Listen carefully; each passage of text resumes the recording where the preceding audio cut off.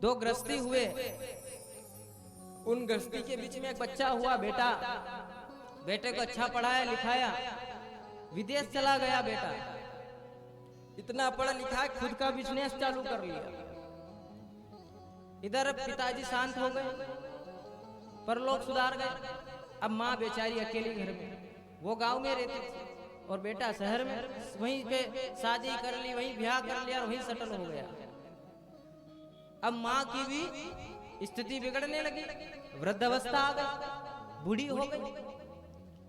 अब ना तो वो चल पाती, ना खुद का भोजन बना पाती। ऐसी स्थिति जब गांव वालों ने देखी तो उसको बालक को फोन लगाया कि तेरी माँ की बड़ी स्थिति गंभीर है, तू आकर अपनी माँ की सेवा कर दे थोड़ी। पहले तो उसने मना कर दिया कि मैं क्यों जाऊं, क्योंकि ये जो ज्यादा पढ़ाई होती है ना पैसे वाली, ये अपनों को दूर कर देती है। जिसके पास ज्यादा धन आ जाता है अपने आप छूटने लग जाते हैं।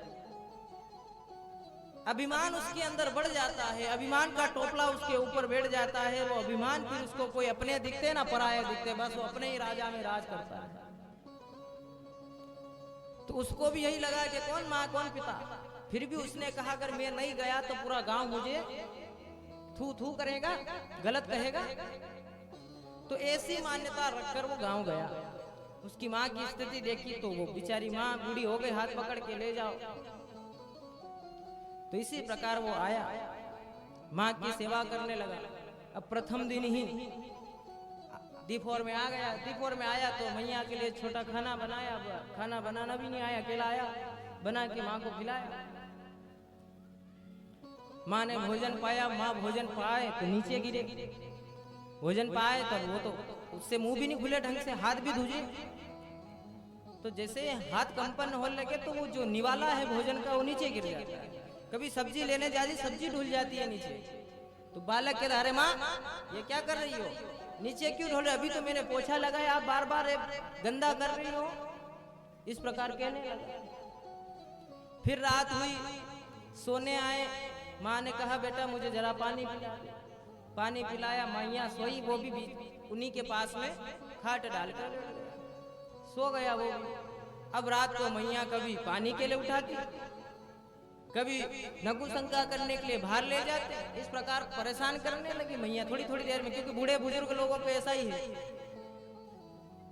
बुजुर्ग बेचारे खाट पे पड़े पड़े, उनको जरा थोड़ा सा पानी पिए तो नगुशंका लग जाती, बार बार प्यास लगती, पड़े पड़े क्या कर। तो एक बार उसने उठाया, फिर दो बार उठाया, रात को पूरी रात कर दी। फिर सुबह सुबह जल्दी जल्दी मैया ने कहा बेटा मुझे जरा उठा दे। इतने में तो भड़क ही गया, गुस्सा आ गया, क्रोध में आवेश में आकर बोलता अरे माँ पूरी रात तो मुझे सोने नहीं दिया और अब सुबह भी मुझे नहीं सोने दे रही हो, पड़ी तो नहीं रहती, फलाना दिन का ना जाना क्या क्या सुनाने लगा। माँ के आंख से आंसू आने लगे और जो माँ ने बात कही उसको ध्यान से सुना। माँ ने कहा अरे तू एक दिन में एक रात में तुझे इतनी पीड़ा होने लगी। अरे तू जब छोटा था तू मेरे सीने पर पड़ा रहता था, तू मुदता था, हकता था, ना जाने क्या क्या, तू पूरी रात रोता था। मैं तुझे अपने सीने से लगा कर रखती थी, पूरी रात नहीं सोती थी। और आज तू एक ही रात में तेरे इतना कष्ट हो गया तुझे। तो ये जो माँ का कर्ज है ये कोई नहीं उतार सकता, ये सेवा का कर्ज कोई नहीं उतार सकता। तो माँ का कर्ज बताया। इसलिए बंधु कर्ज सबका है। 3 ऋण होते हैं हमारे जीवन में, पितृ ऋण, गुरु ऋण और मातृ पितृ, माता पिता का ऋण। गुरु ऋण, जिस गुरु ने आपको शिक्षा दी है उसका ऋण कभी नहीं उतर सकते, क्योंकि गुरु ने हमें इस लायक बनाया है, पढ़ाया लिखाया, इस लायक बनाया, इसलिए इस गुरु का ऋण हमारे ऊपर है। देव ऋण, देवताओं का ऋण है, देवताओं ने हमें इस जगह भेजा है, शरीर मानव शरीर दिया है, तो देवताओं का ऋण हमारे ऊपर है। और माता पिता का ऋण हमारे ऊपर है, हम कभी उनका नहीं उतार सकते। ये 3 ऋण हमारे जीवन भर हमारे माथे पे रहते हैं। इस ऋण को उतारने के लिए पहले देवताओं की सेवा करो, गुरु की सेवा करो और माता पिता की अंत तक सेवा करो, जब जाके ऋण उतरता है। ये 3 ऋण रहते हैं संसार में मनुष्य के। और हम केवल इस शरीर का ढांचा ले तो लिया, बस इसको ओढ़ना पहनना, लिपस्टिक लगाना, फलाना डिमका पाउडर लगाना, यही काम बच गया। अच्छा कोट पहनना, अच्छी पगड़ी पहनना, अच्छा काम करना, अच्छा पैंट पहनना, शर्ट पहनना, ये जीवन नहीं है। हम इसके लिए भी मना नहीं कर रहे कि आप ये मत करो, लेकिन भक्ति मार्ग भी तो चुनो। कोई मार्ग होता है जीवन में, भक्ति मार्ग, भक्ति मार्ग भी जीवन में होना चाहिए। आप सब करो, शादी करो, नाचो गाओ, सब कुछ करो, खेती करो, सब कुछ करो, लेकिन आपके अंदर दया और भावना और भक्ति होना जरूरी है। आपके 2 गांवों में हम घूमे, दोनों गांव में कहीं से कहीं गौ माता नहीं, देसी गौ माता नहीं, तो कहां से दूध पिए, कहां से खाएं, कहां से घी मिले? अब जो मिल रहा वो खा रहे हैं, क्या करें मजबूरी में। तो ये सही नहीं है। वेद लक्षणा देसी गौ माता के घृत में अमृत से बसा हुआ है, गोमूत्र में अमृत है। किसी व्यक्ति को बीपी ज्यादा बढ़ जाए, ये हम आपको कह रहे हैं, ये करके देख लेना। किसी की बीपी बढ़ जाए तो उसको ले जाना और गौ माता की 4 परिक्रमा करवाना और फिर बीपी चेक करवाना। अगर कम नहीं हो जाए तो उस दिन से गौ माता को माता मत मानना, जाओ। इतनी कृपा है गौ माता की। पहले के लोगों को हार्ट अटैक क्यों नहीं आते थे? पहले की मैया को कुछ नहीं क्यों नहीं होता था? गर्भपात क्यों नहीं होता था? अभी तो बिना ऑपरेशन से कोई गर्भ धारण ही नहीं करते, बिना ऑपरेशन से तो कोई बालक ही नहीं होता। पहले तो बिना ऑपरेशन से हो रहे थे, तो एक संस्कृति खत्म हो गई। क्योंकि पहले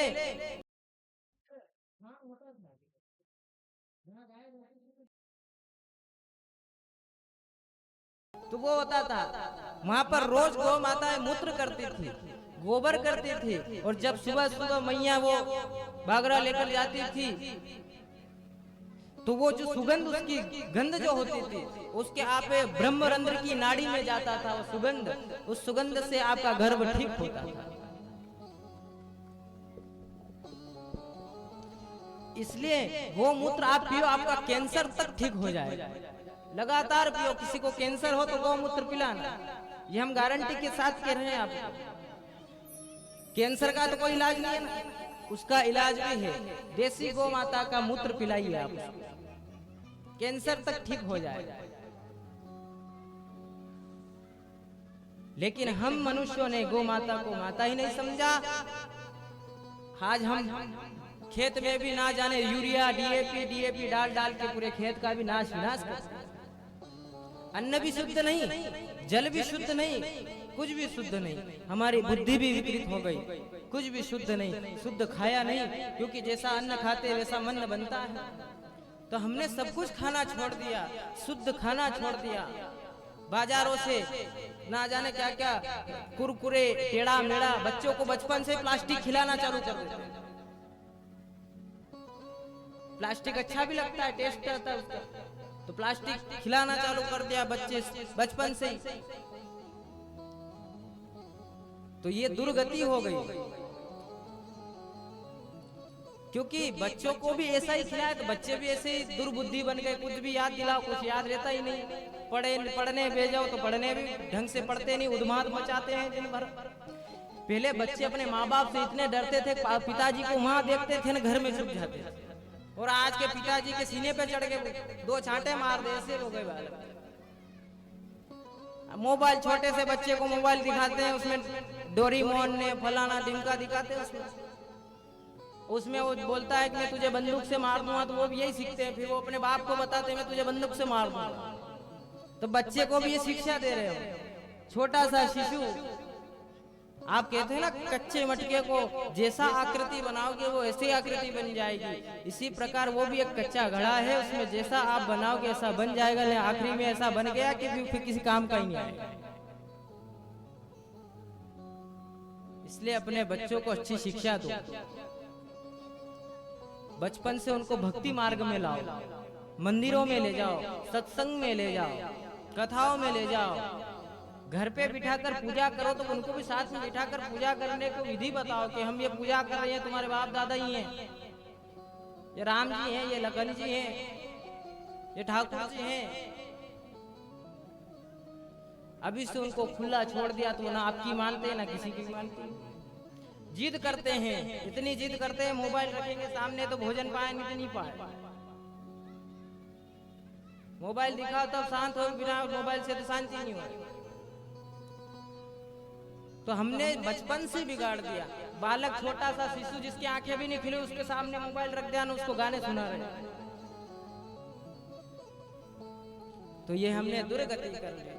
गौ माता की सेवा बंद कर दी। इसलिए प्रीत जोड़नी है तो गौ माता से जोड़िए।